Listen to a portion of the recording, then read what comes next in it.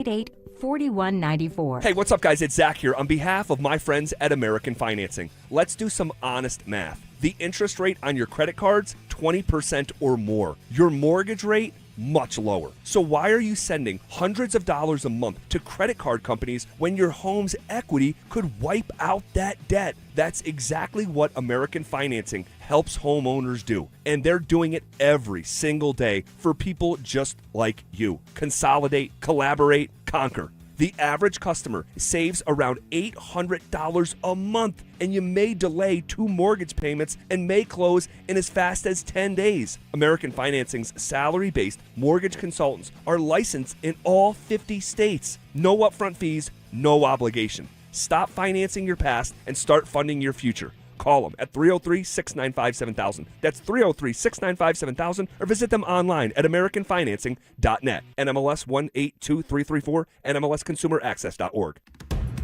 Colorado, it's time to take our recycling to the next level.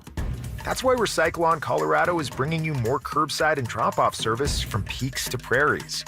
Guidelines as clear as our skies, so you know what goes where. And the price? As free as gawking at Bighorns on I-70.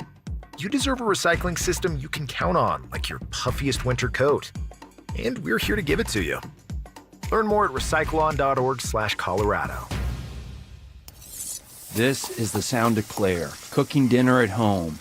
And that's the sound of a fraud alert from Wells Fargo, flagging a charge for a pricey restaurant in Paris. Considering Claire isn't in Paris right now, that seemed odd.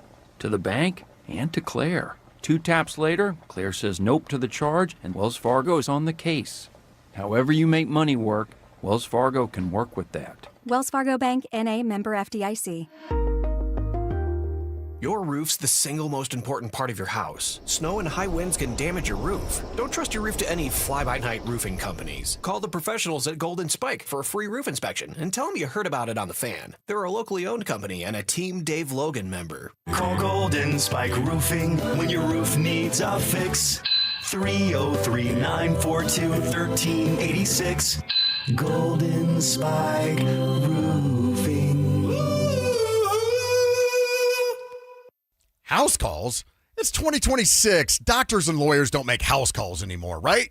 Not true, actually. At 303-LAW-4040, we always tell you about how we want to meet with you in person. Now, generally that means, yes, you come and meet my lovely wife, Kimberly, and I in our Denver Tech Center offices. But sometimes you're hurt, you're seriously injured. You're either still in the hospital or you can't move around, you don't have a car yet. And it's important to get a plan in place quickly when these things happen. So we'll come out, we'll do a house call. Heck, we had one house call recently. The dog came out and took a little ride in the DeLorean. It was fantastic. I'll bring the DeLorean into the house, but we're here to help. And actually, my lovely wife, Kimberly, says that's one of the best parts of the job is when we get to spend time together in somebody's living room, helping them out as they're in a tough spot because they were injured in an accident. So if you need us, go ahead, save that number in your phone, 303-LAW-4040. That's 303-LAW-4040.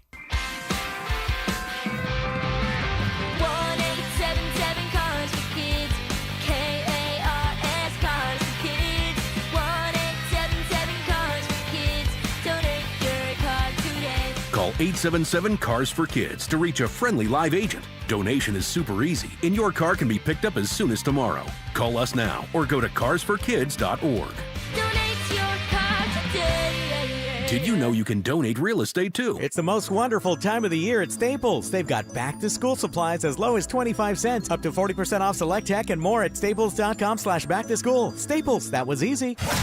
KKFN and KKFN HD1 Longmont, Denver. Powered by Regen RX. It's The Drive with Zach By and Philip Lindsay. Welcome to Denver Sports Tonight. Taking a look at the biggest stories in Denver sports. From your online home for the best opinions and information on the Broncos, Nuggets, Avalanche,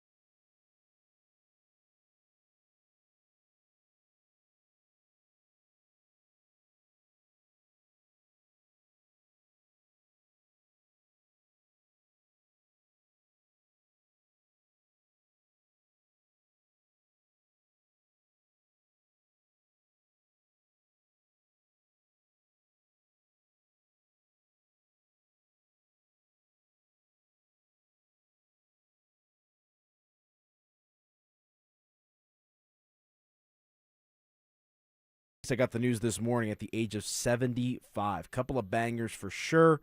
Remember that eclipse that we had in, I want to say, 2016 or 2017. I'm looking at the sky with no glasses on like a dope, and I'm listening to Total Eclipse of the Heart. You know what's funny about that? Not to drag her or anything like that, but everyone was listening to that song, which is a banger, but I'm listening to Eclipse by Pink Floyd off of Dark Side of the Moon. Everyone's listening to that, and I'm like, okay, I like both, but I'm gonna side with the Pink Floyd. But yes, rest in peace to Bonnie Tyler on this Thursday, July the 9th. Wow. Oh, never mind. I was reading this wrong. I thought she was born and passed away on the same day. Born on June 8th, passed away on July 8th. That would have been interesting. Yeah, I was showing Joe, another guy behind the scenes here, the scene in Old School when Will Ferrell is getting married. Yep. And they have the wedding singer singing that song. All-time rendition of that song. Very much so. It's a classic, man. You know, it's big on the TikTok edits too. Like, you know, I'm a big fan of the classic stuff. Like, I don't know what it is. Like, last night I'm going home, I'm listening to the Beatles. Maybe I'm like reminiscing about my conversations and battles with Philip Lindsay the last 3 days. I'm watching Jaws 1 and then proceeded to waste my time watching Jaws 2, which is terrible as a sequel. I've actually never seen it. Not good? Well, so that was my thing is so on Sunday, I think it was Sunday actually. Like, you know how like you could pause on cable, right? To like kind of skip commercials, whatever it might be. Like Jaws was on the TV. I paused it. I didn't end up getting back to it. I walk upstairs and I turn on the Peacock and, okay, I'm like, Jaws on here. Let me pick up where I left off. And then I finish Jaws 1 and it's like up next, Jaws 2. And I'm like, all right, I'm kind of in the mood. Chief Brody, Amity Island, Sharks, right? It's an all-time banger. And, yeah, it was a waste of time. Not enough shark in Jaws 2. Not enough shark. Okay. Yeah, like, not till the end. I feel like the 75% of the movie is just like politicking of Amity. The ending is, I guess, kind of satisfying. I don't know. There was a funny tweet I saw about it that's like, how in the world did they not get a new mayor between the first Jaws and the second Jaws, given the events that transpired? Correct. And I think the other thing that was funny, like I guess the movie came out in 1978, so if I'm spoiling it for you, I apologize. But it's like, you know, Chief Brody gets the speculation that there's another shark in the water, right? And it's like, how is the mayor not going to take him seriously? Like, we've been down this road before. You know, I guess that's cinema. Oh, I love it, though. I love the old stuff, man. I'm not trying to date anyone when I say that, but I mean, you know, I want to say 1975 was Jaws 1, considered to be like the original horror movie. One of maybe the first big blockbuster for Steven Spielberg. I'm not sure. But obviously, 1975, we're going back quite a ways. But all right, promise it's a sports show. Hope everyone is doing well out there. And I want to hear from you tonight, 303-713-1043, if you want to get involved in the conversation. Let's have some fun. And as much as I would love to piggyback off the conversation that we had with Phil over the last few days about Nikola Jokic and his contract, we could talk about Sean Payton and the ESPN article, whatever it might be. Like those were awesome conversations, but it's not Nuggets season, it's not Broncos season, and it's not Avalanche season. But you know what season it is, Dante? Duck season. Something like that. It's Colorado Rockies baseball season. Rabbit season. Let's go. Yeah, Rabbit season. World Cup season. Let's go, baby. I'm all in. France today, Mbappe. 2-0 over Morocco. I'm watching that at the gym. It was great. But I want to talk some Rockies baseball just because, like, I think I've said it before on this station. Like, I love football. I love basketball. But, like, baseball was, like, my first true love in life. And it's my favorite sport to go to see live and just engage with. And I love talking about it when we have the opportunity to. And because we have, you know, a little 20-minute runway here to open us up on the program, I think there's been a lot of discussion surrounding the Colorado Rockies and what they should do come Major League Baseball trade deadline, which is about a little less than a month away right now, folks. Monday, August 3rd at 6 p.m. Eastern Time is officially the Major League Baseball trade deadline. So you got about 3 weeks and change before, where the Rockies are going to be able to make some decisions on some of these guys, but I figure we can have some fun, so definitely want to hear from you on the text line. We're going to kind of go name by name, trade, not trade, pros, cons, all that kind of stuff. Before we do that, though, to kind of set the table, like Phil and I have had some good discussion about this. Jake Shapiro and I have had good discussion about this on Shapiro and Piro. Dante, I'm curious to get your opinion. The Rockies, unable to secure that series victory against the Dodgers last night. It's funny, I'm joking with someone at the gym today about, the Rockies this, Rockies that. They're twice better than they were last year, but they're still god-awful and the worst team in the National League West. 38-56, 23 games behind first place, 22-25 at home, 5-5 in their last 10 games. Obviously, we know the Rockies are better, Dante, but, have you seen maybe this kind of hints into your philosophy with how you're going to approach the trade deadline. But, like, have you seen enough from this team this year to suggest that they are now on the right path? Yes, I really have. And I think it started in the offseason when they raised the floor of this team, adding to the rotation with Sagano, adding to the lineup with guys like Jake McCarthy. So the overall vibe of the team seems to be a way more competitive than what we've seen in the last couple years here. It looks like they're having fun again out there. They're celebrating wins. They're playing the right style of baseball. They're playing hard out there as well. There's still room to grow, obviously. It's not like they're in the running to make the playoffs or anything this year. And to me, that starts off with improving the rotation, improving the bullpen as well. But as far as the lineup goes, I am very encouraged by what I've seen from their hitters. Yeah, I'm with you. And it's interesting, right? Because it's all relative. Like, they're not like the White Sox. And, like, the White Sox have taken actually a pretty significant leap this year compared. Like, it was them and the White Sox last year, the two worst teams in Major League Baseball. The White Sox, believe it or not, find themselves in first place in the American League Central Division at 47-45. Now, 47-45 isn't exactly a record to go crazy about, but the American League as a whole is kind of dog water. I mean, you look at these standings, right? Cleveland's at 48-46, right behind them. I believe they're tied for first, excuse me. They are both because they have the same win percentage, 0.511. Mariners lead the American League West with 47 wins. And then there's like the American League East where you got the Rays who are consistently good, right? Like I feel like the Rays are kind of like the model the Rockies need to follow because it's like, I mean, Colorado's a bigger market than Tampa. I just vacationed in Tampa, and I wanted to go to a Rays game, but I did not. But like, you know, Kevin Cash is the manager and everything they've gone through too. It's the model of consistency. Like they're never overwhelmingly great, but they're always competitive, and they find themselves in first place in the American League East at 54-37. Of course, Aaron Judge still out right now for the Yankees. They're 51-42. So point being, like, the American League is not like the National League. But I say that because you've seen the White Sox take this leap, and for the Rockies, it feels like obviously not like that big of a leap, but you find yourself on the right track. And I agree. It seems like, Dante, the joy of baseball has returned to 20th and Blake downtown at Coors Field. Because, like, the last couple of years, man, like, I'm still going to games. I'm the problem, right? Like, I'm a sucker for that. It's sunset, everything that kind of comes with it.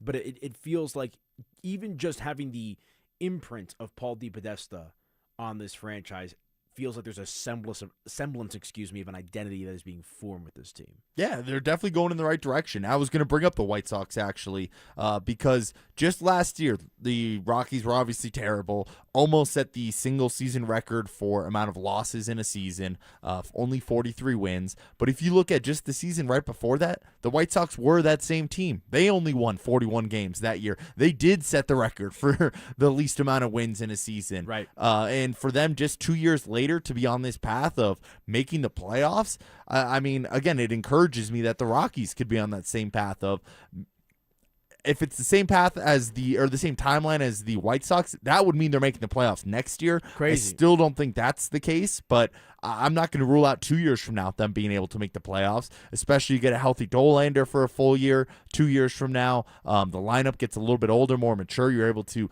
even raise the floor even more if you can get some of the younger guys up, like Charlie Condon's been ripping it up down in AAA. Zach Veen was just the player of the month down there in AAA as well. So you got some more guys on the way, as well as the guys that are already playing pretty well at the big league level. Well, the question is, how many of those guys that are playing well at the big league level will survive the Major League Baseball trade deadline? Let's kind of go name by name here. We'll start with a couple of guys that are already rumored to be coveted by some teams across the league. We'll start with Mickey Moniak, left fielder for your Colorado Rockies, 28 years old. Wow, we're only like 2 weeks apart. I'd love to see that. Batting average, .279, 15 home runs, 38 ribbies, OPS of .924. Probably the most, I would say probably the most coveted player they could trade that can make an immediate impact for a team. Yeah, I would agree with that. I'm keeping Mickey Moniak. Ooh, okay. Is that a hot take? I think it is. I think it's the guarantee one you should trade. Really? Well, there's names later in the list that I will say I'm good giving up, but no, Mickey is not one of those guys. He was a former #1 overall pick, so the talent's obviously there. He's a 5-tool guy, and he does everything, and he does it at a really high level. He struggled when he was in Philly. He struggled when he was in Los Angeles with the Angels.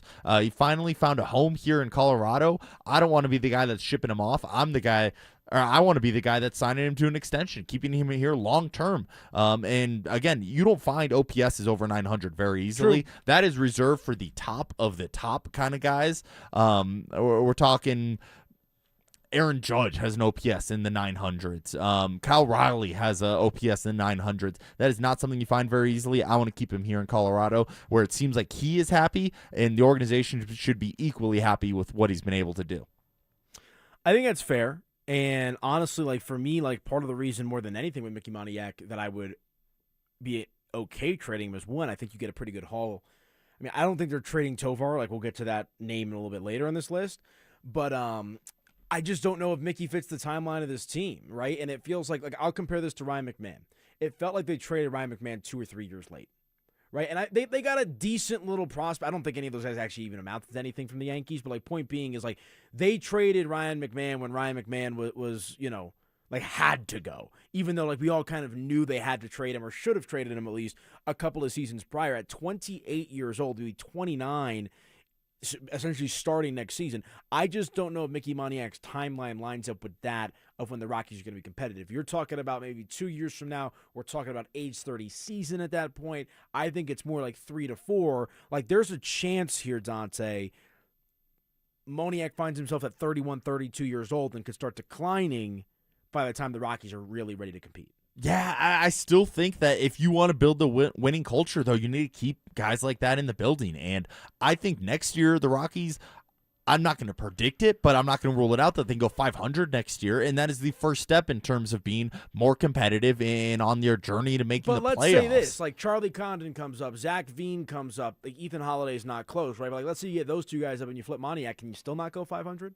You probably still could. You have the same result? But I mean, again, Moniak is a hitter in the top 4 hitters in your lineup on a nightly basis. I think it's just too important to this team to ship off. I'd like to keep him. He's only 28. Okay. In baseball, your prime can still be 32, 34 years old. So I think that his timeline is enough on the current Rockies timeline to where he could be that veteran come playoff time in 2-3 years from now. No, I understand it. I think, again, for me, it's not a question of how good he is. It's just where the timeline's at. I'm looking, as I've said before, like the Rockies are essentially building for the next decade, right? Like when I say decade, like not like the next 10 years from now, I'm saying like 2030s, right? Like that's when I'm expecting the Rockies to hopefully hit their stride, if not a little bit before, like 2028, 2029, right? But point being, like you should be in good position 2030 and beyond. Jimmy G chimes in on the RamosLaw.com text line. He says, the thing that I cannot stand about the Rockies is that we are a farm team for every other team in the league. And I know that's a sentiment that a lot of people have as well. The one thing I would say to that note is I know it's annoying, and I know that's kind of been the norm for this organization for quite some time. You think about Matt Holliday, of course, and some of the other guys that have been traded over time. Trevor Story, I know it hasn't panned out the same way for Trev in Boston as maybe a lot of people thought. DJ LeMahieu goes to the Yankees. Arenado, of course, with the Cardinals, among some other examples. But like this is kind of like all of that before was like to tread water, right? Like it feels like there's necessary processes being taken and steps being taken to build up this organization. So Dante and I disagree on Mickey Moniak. I have a feeling we'll disagree on this next name, outfielder Jake McCarthy. Here in 302, 9 home runs, 51 RBIs, and OPS of .856. So McCarthy's one of the ones I would be willing to let go. Okay. To me, I think he's replaceable in terms of I think he's an average producer, and yeah, he's having a great year so far. But I think there's guys like that you could find 2 years from now to really impact this team when we are talking about going to the playoffs. So I'd be okay getting or letting McCarthy go and trying to flip him for some assets here. Yeah, that tracks.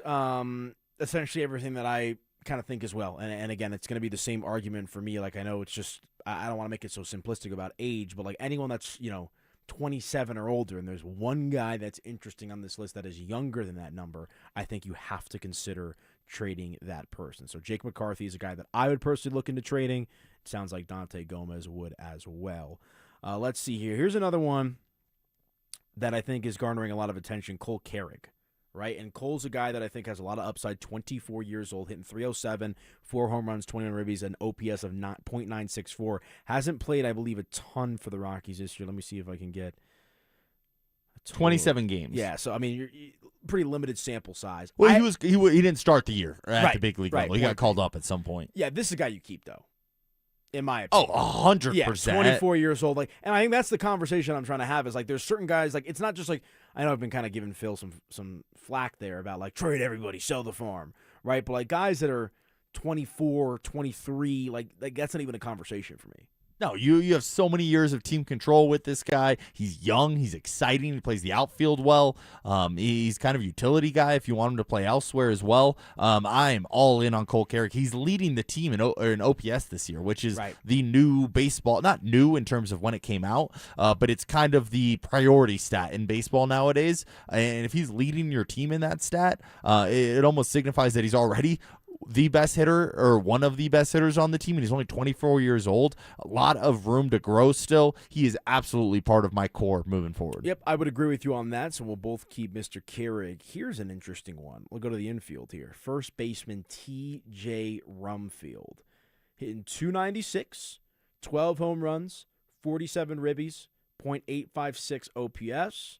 Finds himself at the age of 26, will be 27 right after the start of next season. I know this is a guy that has been a nice surprise for the Rockies. I remember Jake giving me a bunch of flack about, who's this guy, right? And he's turned into be a pretty solid ball player. His rookie year, I believe, as well for T.J. Rumfield. Where are you going here? Yeah, I didn't know too much about him prior to the year. Me neither. But I want to say he was the opening day first baseman, so good on him for having a great spring. He is one where I could see either way. I would like to keep him, especially if you're looking at that earlier timeline of maybe even next year, the year after, you're competing more. I think he can be a big part of that. A little bit older, 26 years old, but he doesn't strike out a lot, which is a great stat to have in modern-day baseball, to me at least. I know a lot of people push the home run or strikeout outcomes, but for me, he is less than half the strikeouts of Hunter Goodman with around the same amount of plate appearances. So I think he is the kind of guy. Actually, they have the exact same amount of plate appearances. I think he's the kind of guy that really bolsters this lineup and makes it a little bit deeper. But he maybe could be replaceable in the future. I would say I'd keep him, but I'm not shedding any tears if they decide to trade him. I would say maybe 65-35. You keep him.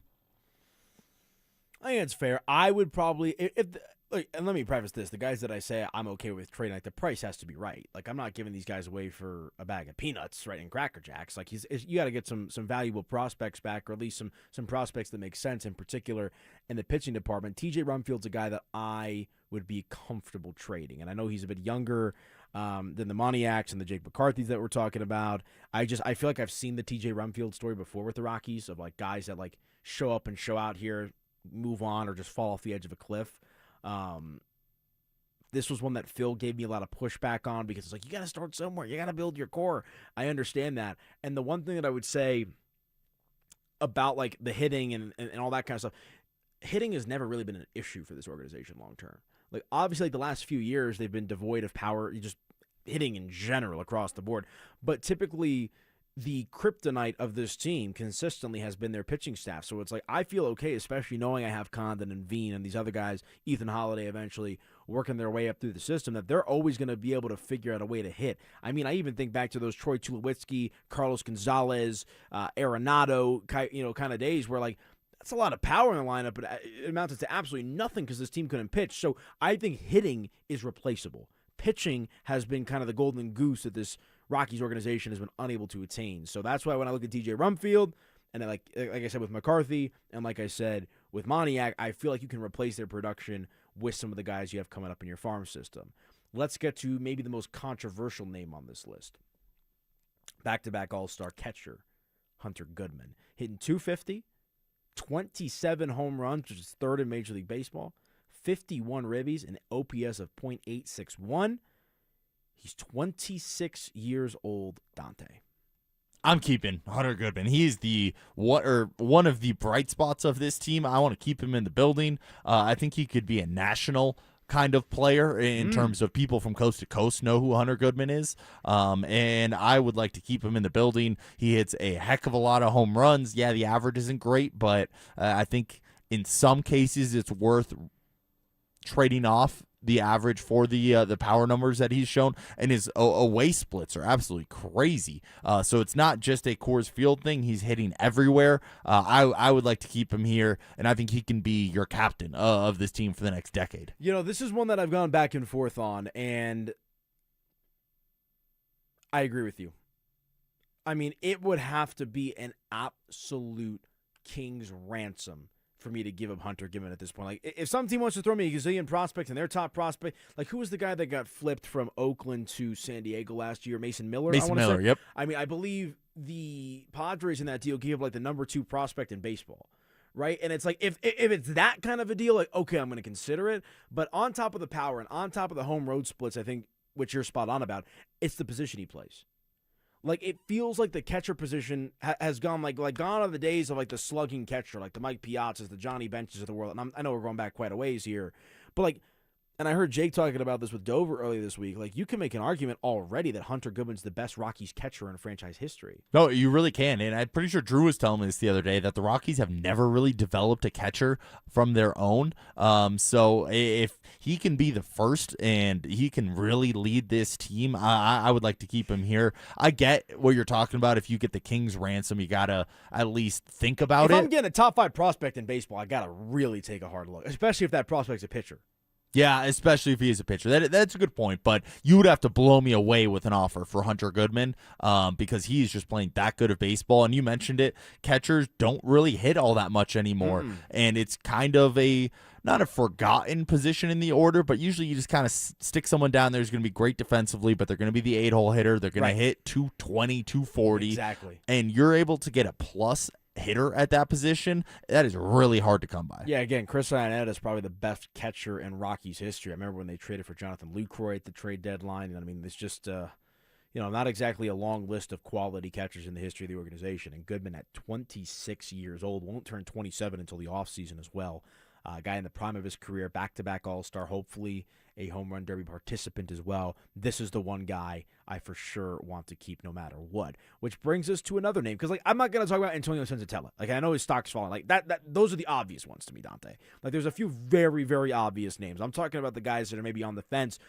Again, kind of going back to where we started this conversation of, do you make this move because this kid's got some upside and he's still kind of young, but does he fit the timeline of your team? The other guy that I think, this is a fascinating one.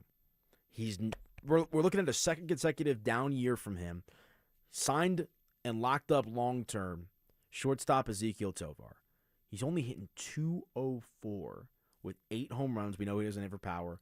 32 ribbies and an OPS of .58 or .582. Yes. PU. Yeah, this is not good for Ezekiel Tovar. I'll go first on this one because I think it's pretty simple. And someone's disagreeing with us on the Ramos.com text line about this. This is the bottom of the market for Ezekiel Tovar. For a guy that has as much upside as he does, if I'm going to consider trading Ezekiel Tovar, who's 24 years old, I need him to play a lot better. Because if I'm trading him right now, I'm probably getting pennies on the dollar. I will say, I think you have to consider the contract that he's on because he already did get a contract extension. He was one of those where kind of the Braves model where they try to sign him very early and they eat up some of the team control years, but then you get more team control by having him here longer. So you got to take into the fact that you're getting off of that contract, and I get it that baseball is not a salary cap sport, but it's not a crazy deal. I want to say he makes anywhere from 7 to 13 per year. It's not a crazy deal, man. He's on a 7-year, $63.5 million contract. Yeah, that's quarterbacks for starting shortstop in baseball. That's not bad money. Right. Yeah, so I think that's fair, but we got Broncos money now, right? Wilton Penner money. That is true, right? So I don't think money should be an issue when it comes to that, but even if Tovar was at the peak of his powers, kind of like Hunter Goodman, I think those are two guys that, assuming Tovar can kind of pick it back up, that you build your organization around, right? That's where I'm not sold on guys like Mickey Moniak. That's where I'm not sold on guys like Jake McCarthy long term. For this year, I think it's fine, but eventually Charlie Connor's going to come up and take TJ Rumfield's spot, right, if he's going to play first base. You got Zach Veen, who's got an outfield spot. You got Ethan Holiday at some point, too. And again, hitting has never been the issue for the Rockies. It's always been pitching. I think those are all the big names. Is there any other name that's maybe on the fence or anyone else you want to bring up real quick? I mean, they're not trading any of their pitchers for anything. No, I mean, Troy Johnston, a little bit older. He's having a pretty good year. Too. Lorenzen. He's picked it up a little bit lately, but he had a rough start to the year. Troy Johnson, I'd be okay moving. 29 years old. He feels somewhat replaceable. I think you can find another version of Troy Johnson in the next couple of years here to take his spot. Kyle Karros, I would not trade him. I think he's still too young. I'd like to see what he ends up becoming, but I think we basically went over everybody else. Yeah, it's going to be interesting, and ultimately I think here's where I'll end on this point in this conversation. We'll see how serious of an organization the Rockies are at this trade deadline. We'll see if it's more of the same. We'll see what Paul DePodesta does, because if they sit back and do absolutely nothing, they have some tradable assets, even if it's just like Lorenzen and Senzatella, right? Like guys that I feel like in years past would have been hesitant to trade. Like the Rockies, if we're supposed to take them seriously, which I've started to take them relatively seriously after they brought in DePodesta because he's a serious baseball guy, this Major League Baseball trade deadline will tell us a ton about just how legitimate and serious this organization is moving in a specific direction. So let us know your thoughts on the RamosLaw.com text line 303-713-1043. Love the baseball conversation to get us started here on Denver Sports Tonight. Let's hit a quick break. When we come back, we'll move over to the hardwood. There's a veteran player, one of the best players of his era, that could be coming to the Denver Nuggets. We'll tell you who it is next. The wait is almost over, Broncos country. And I like football! Training camp is right around the corner, and all eyes are on Bo Nix as Denver looks to take the next step in year 3 under Sean Payton. Can the Broncos build on last season's momentum? Who will emerge in key position battles? And are the Broncos ready to become a true contender in the AFC? Denver Sports 104.3. The Fan.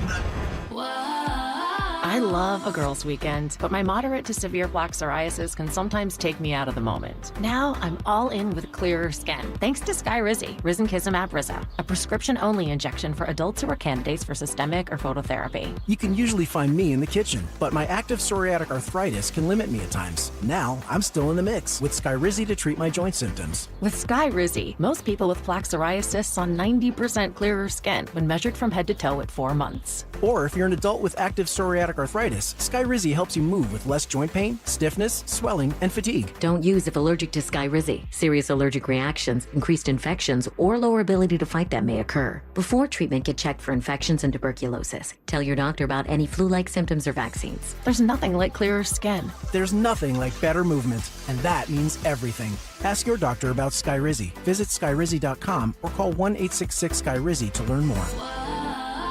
Get in the zone, AutoZone. Summer's finally here, and we're kicking it off with a whole lot of free. Free brake pads with Duralast rotors.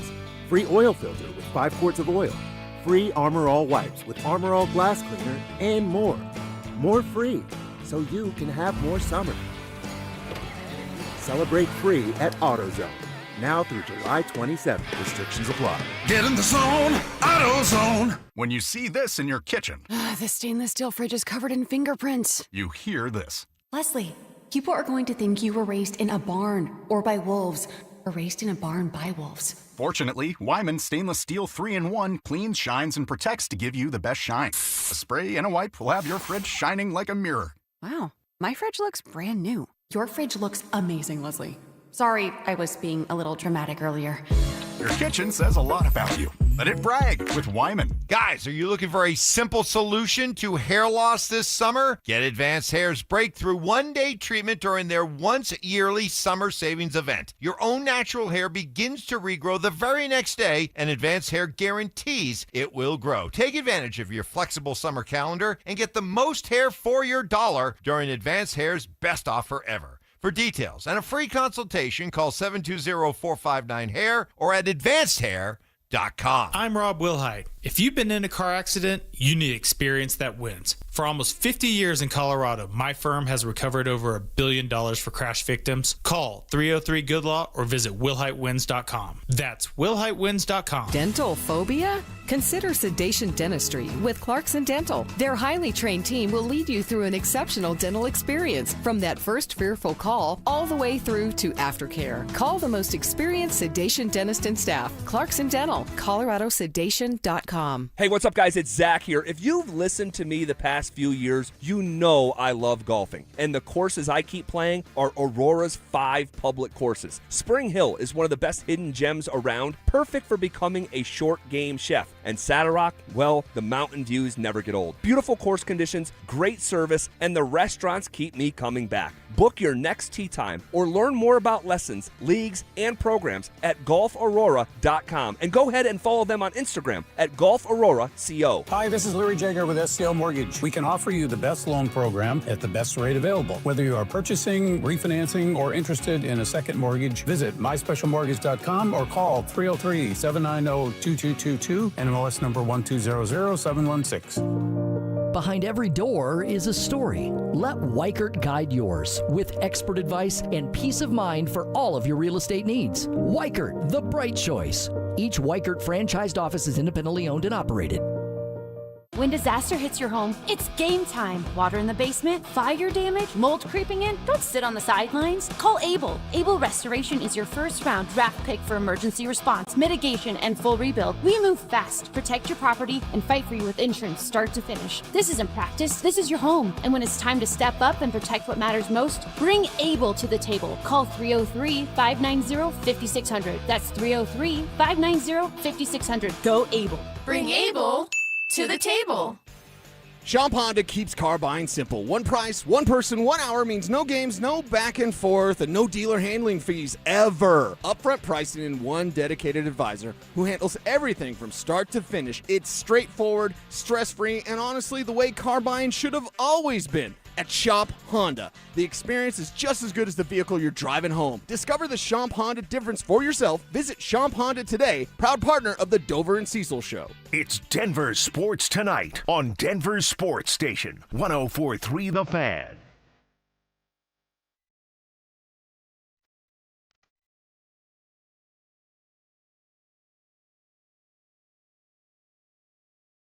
All right, welcome back into the program. It is Denver Sports Tonight right here on Denver Sports 104.3. Fan, appreciate you guys hanging out with us here on this lovely Thursday, July the 9th evening. Good conversation about the Rockies, trade deadline expectations, everything that kind of comes with that. But let's shift it over to the hardwood. By the way, the player that I was talking about and teasing at the end of the last segment is not LeBron James.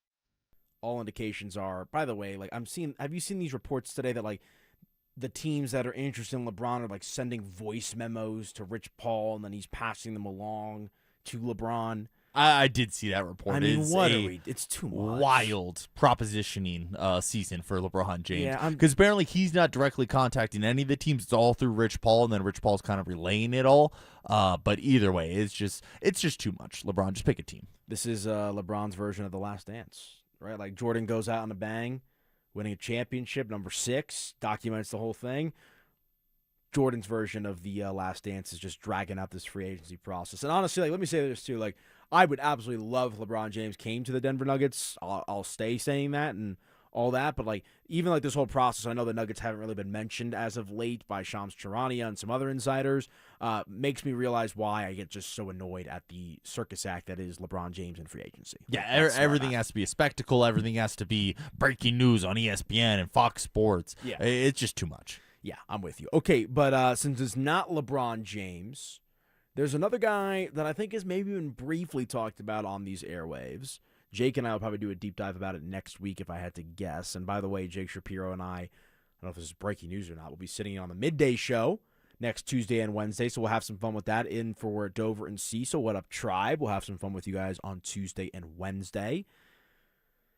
But we know the Nuggets are going to be in the market for veteran guys on the vet min contract. And I think one guy who is an interesting name that the Nuggets indeed could add. He's 36 years old, so he's definitely up there.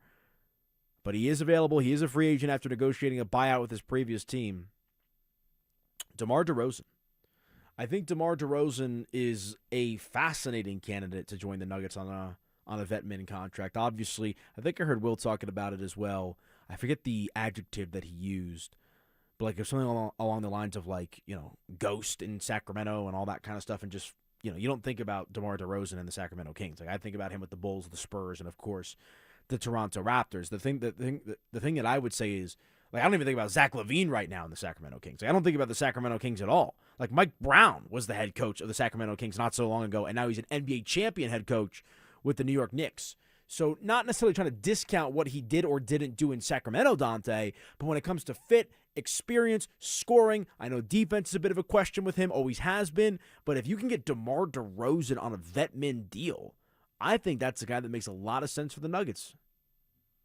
I mean, he makes the team better, but marginally better, I would say. I don't think anybody's hammering or pounding the table for, hey, we need to get older. We need to get more mid-range jump shooters. We need to get guys that don't want to play defense. I don't think that's what the Nuggets are in search of to become with or to compete with teams like Oklahoma City or San Antonio. You need to fill out a roster at some point, and I think he could be a decent bench player, or if you want to put Christian Brown on the bench and put him in the starting lineup. Again, I think it makes the team slightly better than what they are, but we're talking very minimal. Oh, no, and I hear you, and I actually agree with you, but, like, where else are they getting better? Like, well, that's my point. They're only ever going to get slightly better. Like, there's nobody out there that could sign with the cap space they have that's going to make them that much better, so it gets about, like, improving around the edges. And I just think, like, is DeMar DeRozan a perfect fit for this Nuggets team? No. But none of the guys you're going to be able to sign on a vet min contract are going to be perfect fits. Is Russ a free agent, by the way? Oh, I'd assume so, yeah. Run it back?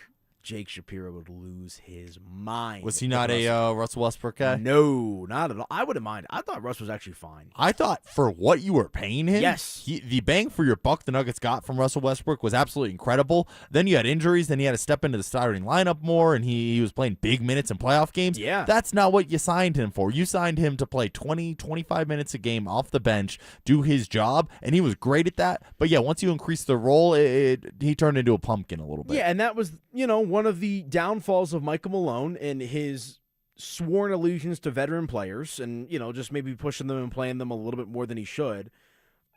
Let's not make it the Russell Westbrook conversation, although I do think it's an interesting one to have. But I think DeMar DeRozan, you lose Tim Hardaway Jr., right? And I know DeMar DeRozan is not necessarily known for his three-point shooting, but you're talking about a guy that can come in and give you 15, 20, 25 minutes a night and, still average. Let's see here. What did he put up last year? He's probably in the mid-teens if I had to guess. Last year with the Sacramento Kings, he's averaging 18.4 points per game.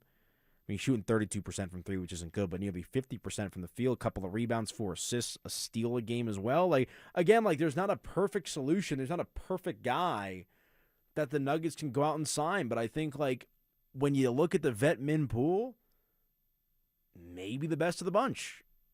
Just maybe. And, maybe you're picking out of bargain bins, and, yeah, Correct. It's not going to be great, but it's something that you need to fill out the roster. Yeah. Again, I don't think the name DeMar DeRozan has more appeal than what DeMar DeRozan I think would do on the court.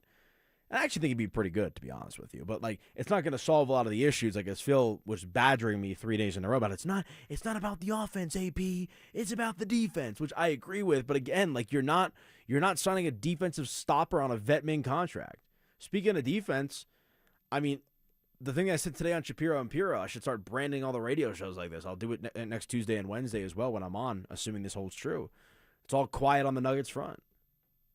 Crickets. Haven't heard a thing.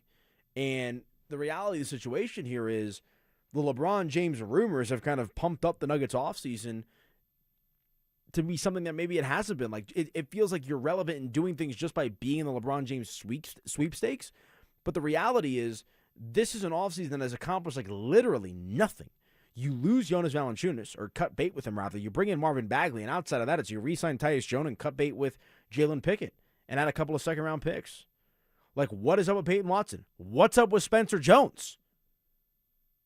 Great question. Where is the update with Spencer Jones? This is a guy that stepped in on a two-way contract last year and made a legitimate contribution and forced the hand of the Nuggets to give him a season-long contract for the rest of the way. He's not going to break the bank. I know that the artificial number that's been thrown out there is, can you throw a $15 million 3-year contract at Spencer Jones? He felt like one that was going to be easy to get done. It's hey, all right, we're not going to give you the minimum anymore. You're a decent role player for us. to me, I think you have to get it done. If you lose out on Spencer Jones as well, it's a absolute disaster of an offseason, and it's crazy that I even have that to say about Spencer Jones based on what his role was, but you can't continue to lose guys that were in your rotation from a year ago and not improve it by picking up anybody else. Spencer Jones, if he departs the Nuggets, will just be the next iteration of Colin Gillespie and Isaiah Hartenstein and guys that have left the Nuggets organization because they didn't get paid or their role or whatever it might be, and they go on and thrive elsewhere. Now, I'll be fair, I didn't see it with Gillespie myself. Hartenstein, I feel like, never had like a fair shake necessarily. Even Jay Huff. Like, Jay Huff's a guy that, played for the Nuggets not so long ago and has gone on to develop into a solid role player in this league. Like, gone are the days of the P.J. Doziers where they drafted and developed those guys and picked up those guys on two-way contracts. Monte Morris, right? Like Denver used to be Torrey Craig. Remember, Denver's the team that developed Torrey Craig before he went to Phoenix. Denver's been absolutely horrible at developing players in the last 4 years here. Yeah, outside of Peyton Watson, who looked like not a bust necessarily, but didn't look like the player Denver was hoping he was going to be until this last year. Absolutely nobody has developed under them. I guess you could say Christian Brown as well, but they're not turning anybody into something you didn't think was in there. Yeah. No, I'm with you 100%. So we'll see. I mean, they got 5 open roster spots. Like, who are they possibly going to bring in? I think DeMar DeRozan would be an interesting name, and heck, I hate to admit it, but I kind of think Russell Westbrook would be an interesting name. But you have to wonder if that bridge is burned. The relationship with Jamal, no more Malone, all that kind of stuff. So we shall see. Let us know your thoughts on the RamosLaw.com text line. All right, let's hit a break. When we come back, we'll put a bow on the show. A couple of closing thoughts in the world of Denver sports. The Colorado Rockies just landed 10 players on ESPN's top 100 trade candidates, tied for the most in baseball. And suddenly the deadline might run straight through Denver. From Mickey Moniak's hot bat to Antonio Senzatella's breakout as a shutdown reliever, contenders are circling, and the new DePodesta-led front office faces its first real test. Will the Rockies cash in their chips and accelerate the rebuild, or play it safe? Denver Sports 104.3. The Fan. In the zone, AutoZone. Annie's first oil change wasn't as hard as she thought, because she went to AutoZone, where a friendly AutoZoner helped her find the right oil and save on an oil filter. He explained the job and showed her free how-tos on AutoZone.com. When she was done, AutoZone recycled her old oil for free. Get a free oil filter and more during the Celebrate Free event at AutoZone, now through July 27th. Get in the zone, AutoZone. Restrictions apply. And Doug. Limu and I created a trick to help you remember that you can customize your car insurance and save with Liberty Mutual. You see, the shirts Limu and I wear are yellow, and yellow is the color of lemons. And lemons grow on trees, and trees provide oxygen. And oxygen helps us breathe, and breathing is how you live. And you can live more life when you save money by customizing your car insurance. I agree, Limu. It's really quite simple. Only pay for what you need at LibertyMutual.com. Liberty, liberty, liberty, liberty. Is your financial advisor managing your risk or just a spreadsheet? Hi, I'm Jeff Jr., founder of Trajan Wealth. Many financial advisors rely on target date funds, which are one-size-fits-all portfolios that don't know your name, your family, or your goals. And that passive management can leave you dangerously exposed. At Trajan, we look at the whole picture, not just the stocks everyone else buys, but the private market opportunities most advisors ignore. And as fiduciaries, we build a strategy around you, coordinating your investments, tax strategy, and estate into one cohesive plan. Your financial life deserves more than just a generic portfolio. Real planning isn't a stack of statements. It's the confidence of knowing where your income will come from for the next 30 years. Good enough isn't good enough for your family. It's time for a change. Schedule your complimentary consultation today. Call 855-TRAJAN-1. That's 855-TRAJAN-1. Advisory services through Trajan Wealth, LLC, an SEC registered investment advisor. Private equity investments require accreditation. Other services through Trajan Estate and Trajan Tax. Additional disclosures at TrajanWealth.com. Performance matters in intimate moments. Don't let ED ruin them. This is Jeff for the Rocky Mountain Men's Clinic, and I want to assure you that if you're like the vast majority of guys, you don't have to suffer with ED anymore. In fact, you might be pleasantly surprised at how the right treatments could positively impact your love life. At the Rocky Mountain Men's Clinic, our advanced medical therapies go far beyond pills. We have treatments that are effective in well over 90% of cases, and we offer specific and combinative treatments that can dramatically enhance both your performance and your stamina. You could even last up to an hour or more and bring a far greater level of intimacy to both you and the one you love, perhaps performing like you haven't in years. So call us today and find out why our advanced treatment strategies offer so much more. Your first visit is just $99 and gets you blood work, a medical consult, and if medically advised, a test dose. And if that test dose doesn't work in the office, your visit is free. Call 720-440-7900 or go to RockyMountainMen'sClinic.com. Rocky Mountain Men's Clinic, advanced medical science to improve men's lives. T-Mobile has an exclusive bundle for customers 55 and up. I'm Sarah Bowl. Yeah, I'm Frank Bowl. A reliable network is key for us. And with T-Mobile, it's been wonderful. And going to the 55 plus plan saved us so much money. A lot. And that's important. Trying to keep costs down. The home internet's been perfect. It's fast, it's quick. The setup was so easy, it took less than 15 minutes. It was like, ta-da! If you want simplicity, coverage, reliability, you want the whole package, T-Mobile has it. Right now, T-Mobile customers 55 and up can get 2 phone lines on America's best network, plus America's fastest 5G home internet for just $30 each. $30 per month each line with autopay plus taxes and fees. Minimum age 55. Pricing for home internet rely on 2 lines of essentials. Choice 55. $35 connection charge per line required. Best mobile network and fastest 5G home internet based on analysis by Ookla of Speed Test Intelligence Data 2H 2025. All rights reserved. Hey guys, boy Steve here today about my long-term buddy Troy Hansford. And if you're thinking about selling your house for any reason, now might be the time to sell. Still get top dollar. Believe it or not, my guy Troy is still offering his $5,000 guarantee. What is it, you ask? Well, if you can't sell your house at your price on your timeline that you agree upon beforehand, bam, going to cut you a check for $5,000. Who else makes the offer? Nobody I've ever heard of. And he makes that offer because he continues to spend a ton of money marketing his listings, has about 100 families approved and ready to buy right now. And if for any reason you need to sell right away, Troy can buy your house, all cash, and he can close in as little as 7 days. You have a house to sell, Troy probably has that perfect buyer for you right now, waiting for you to pick up the phone and to call him. Call Troy, get your home sold for the most money. That's 720-900-4433, 720-900-4433. Troy Hansford of RE/MAX Professionals, a Colorado licensed broker. Some restrictions do apply. Want to sell your house? Then call my buddy Troy, 720-900-4433. This segment on 104.3 The Fan is brought to you by Biondino Law Firm. One Wheel Broncos talk.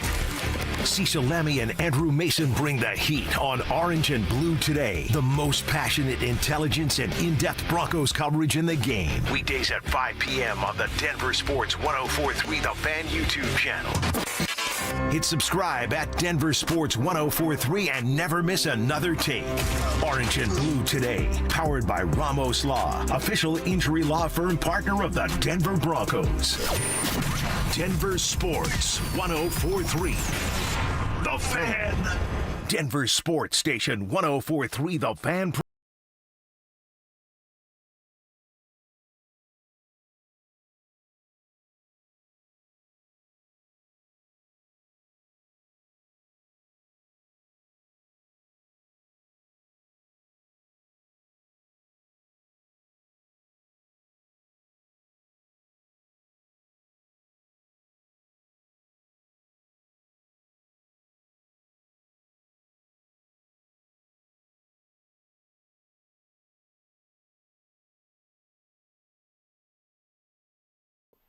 At the end of the drive, but we ran out of time. We're talking about like Cale Makar and his contract, and I think he said September 1 when that contract will get signed. Is his guess estimation here, or what's your guess? Who gets signed first, Cale Makar or Peyton Watson? Oh, I'm going to go Peyton Watson just because he is a restricted free agent, so I expect at some point another team is going to offer him a deal, and the Nuggets are going to have to decide if they want to match it or not. But Cale Makar's a little bit more on a one-on-one timeline. Yeah. It's just the Avalanche and him figuring it out. So I think the Watson one has to be first. I would agree with you. The reason I bring it up is I asked Jake the same question on today's Shapiro and Piro, which you can check out on the Denver Sports YouTube channel. And, you know, he's talking about, like, this could be a months-long ordeal potentially with Peyton Watson, which it could be. It could be. But I would think that gets resolved. Do you think Peyton Watson makes a decision, or is Peyton Watson signed here or elsewhere by the end of the month? So that's about, what, 3 weeks? End of July? Yeah, I would say it's by the end of July. Okay. because media days in, I want to say, mid-September. Like, I mean, it's coming up. Like, you know, we're like in the middle portion now of the NBA offseason. So, but when we're talking about the amount of money that Payton Watson's going to make, that's not something that teams just are going to have willy-nilly in salary cap space. It's going to be a team that needs a plan and is able to offer him $20 to $30 million. It's not that veteran minimum where it's like, all right, we can squeeze you in right before training camp starts. Yeah, and I don't think there's many teams that are going to be able to do that, right? It's Brooklyn and the Clippers, it sounds like. Like, outside of that, teams are going to have to make trades and open up cap space, and newsflash, like, teams aren't willing to take on cap space right now because nobody has cap space. Like, that's, like, part of the reason why. Like, that might be as much of a reason as to why Denver hasn't dumped on Jamal Murray or Aaron Gordon yet, right? It's because these teams, like, people aren't. It's like there's not a lot of teams like the Nets last year that were willing to just take on Michael Porter Jr.'s salary for a first. Like, cap space is a luxury in the NBA. So we shall see how that shakes out. Ultimately, I think Watson's back. I'm not sure about Spencer Jones. I think it's actually really you're more sure about Watson than Jones. Yeah, because I think Denver signaled that they intend to match any contract that is offered to Payton Watson. I think there's more upside with Payton Watson. I don't know if this. Oh, absolutely, but the kind of contracts we're talking about are wildly different. Yeah, but I don't think he's getting $30 million. Yeah, right? But I think you could safely say that Spencer Jones' entire contract is going to be worth less than one year of Payton Watson. For sure. But, like, I mean, we're talking about moving around the edges here, moving around the margins. Like, maybe they sign both. But, like, it also just seems like it'd be that so Nuggets to let Spencer Jones go and he blossoms into this player. So maybe that's what I'm saying as well. So we'll see, man. We'll see. A little bit of a left turn here I want to take with you. I just remembered this today because I saw about it. I saw it on social media. You into the UFC at all? Not particularly. I'll watch when there's a good card, but it's usually one of my buddies that's like, oh, we should watch the UFC tonight. I'm never the one initiating. So you know who's fighting on Saturday, though? McGregor, correct? That's first time in a long time, right? And like even like the energy around a McGregor fight, because like I'm kind of the same way. Like, I got really into the UFC like coming out of COVID. Because remember, they were like the first sport that came back, and they did the Fight Island stuff in Saudi Arabia. And I was into it before. Like, I remember watching McGregor Diaz and, you know, some of the bigger fights as well, like Daniel Cormier going up against John Jones and everything that kind of comes with that. But, like, Conor McGregor is as big of a star that the sport has right now. It's like him and John Jones. I actually think McGregor, from a star power perspective, is probably above John Jones, but John Jones is probably second. Like, when McGregor fights and when John Jones fights, and John Jones probably isn't fighting anymore as he announced his retirement, like, to me, that's must-watch action. Like, I love the UFC White House card with Justin Gaethje because Gaethje's got some local ties and all that kind of stuff. Like, and I go out of my way to watch it when it's on, especially because I got Paramount Plus. But, like, I was thinking to myself, like, oh, what am I going to do this weekend? Oh, yeah. Conor McGregor's fighting on Saturday night against Max Holloway. So that's going to be a banger of a fight, man. I don't know if he's still got it in him, to be completely honest with you. It's been a long time since he's fought. We're going, you know, a few years at this point since the last Dustin Poirier matchup. The bad injury that he suffered in that fight as well. It's going to be interesting to see Conor McGregor coming back here for, I think he's got 2 fights left on his contract. You know what else is weird to me, Dante, just real quick, is why did it take so long to get McGregor back in the octagon after like rumors of an appearance, and then this one seems so subtly to just come across the timeline. And it kind of feels like it snuck under the radar. Definitely.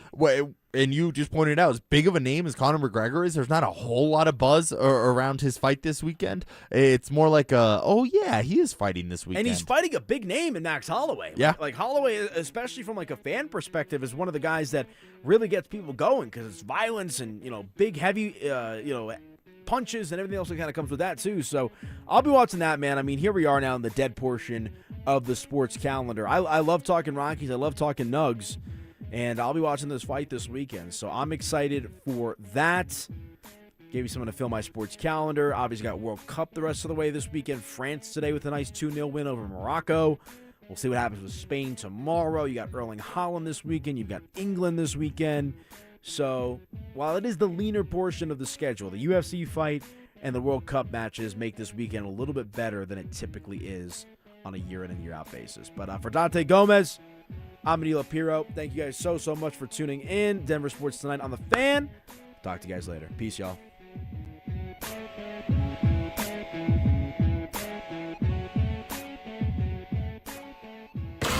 Looks like the LeBron to Denver buzz has cooled off. Reports now suggest the Nuggets are no longer in the running for LeBron James, putting an end to one of the NBA's biggest offseason storylines. So what's next for Denver in free agency? And where could LeBron land? Denver Sports 104.3. The Fan. Most home sellers get one offer. It's somewhere between lowball and not good enough. Orchard changes that. With Orchard's new Orchard Offers, you don't just get one offer. You get multiple cash offers from serious investors all competing for your home. That's right. Make investors compete with Orchard's cash offer marketplace. Here's how it works. You work with an Orchard agent who submits your home to their exclusive network of hundreds of local cash buyers. They come to you with offers. You review them all and pick the best one on your terms. So you don't have to settle on one offer or worry about leaving money on the table. You see every offer side by side. That's how you know you're getting top dollar. Orchard Offers means no repairs, no showings, no drawn-out process. Before you accept any offer, see them all first. Get a free home valuation and see your offers today with Orchard Offers. Go to Orchard